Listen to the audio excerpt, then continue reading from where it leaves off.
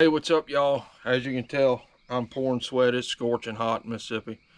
I've been live scoping a lot here the last few weeks, really the last month, and I've come up with 3 baits that's guaranteed to get bit using forward-facing sonar.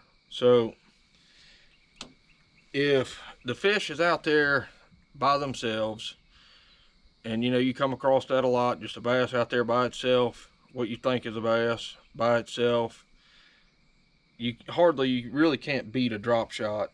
So the drop shot, I used the Black Label little player worm. Comes in a multitude of colors, and you go check them out.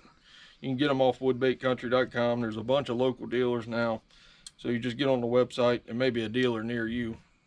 But they have 2 sizes, so I always use it on a BKK. It's called a DSS worm hook. It's just a drop shot hook, 1/0. I throw it on, I think it's 15-pound braid normally, sometimes 20, depending on really what I got in the box. But this one's, I believe, 15-pound braid. I always throw it on 10-pound sunline.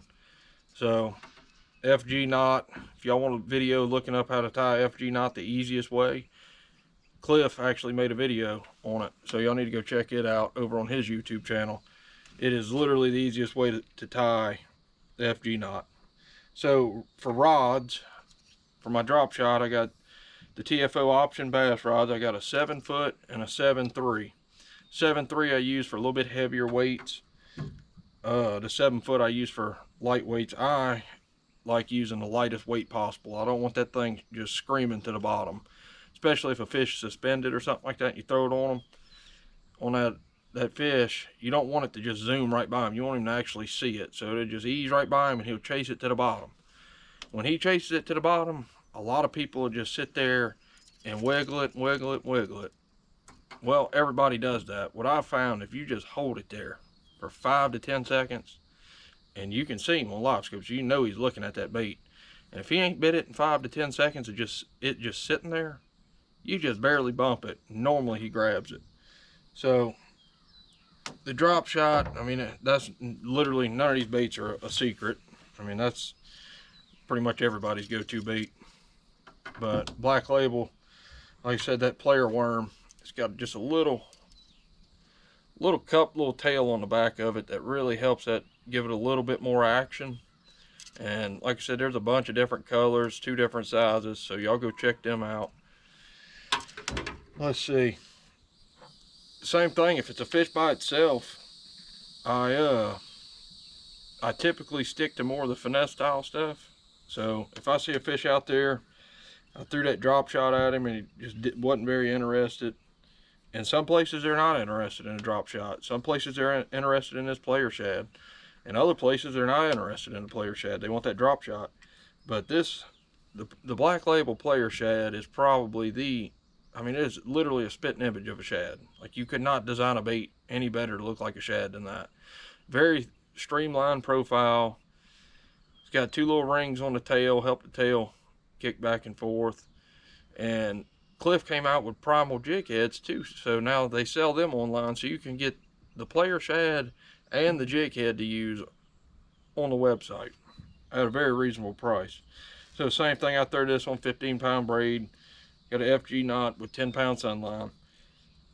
Also try to stick with the lightest jig head I can get away with in the wind as possible.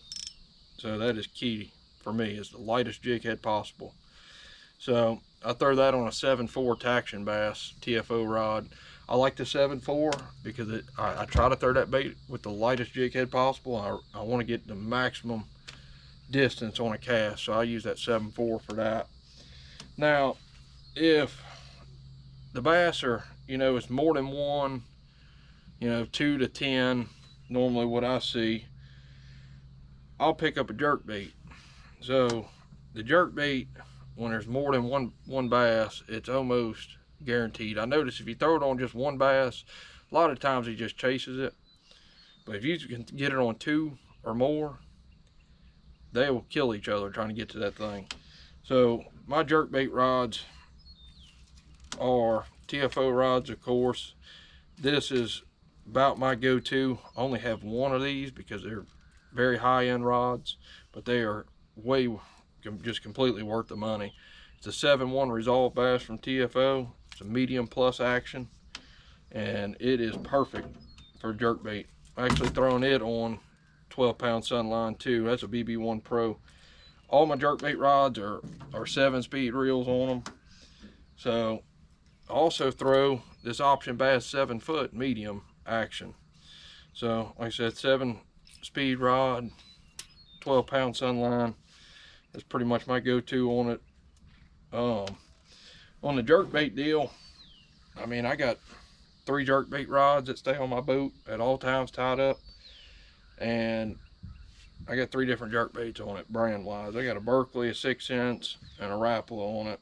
They're all get a little bit different depth. You can kind of tinker with the depth a little bit with the hooks and stuff. I change all the hooks out, BKK hooks. I feel like that's the best hook you can buy. Really sharp, and you typically land most of the fish with those. So like I said, I just wanted to come out with a little video just for anybody starting out with the forward-facing sonar, kind of like myself.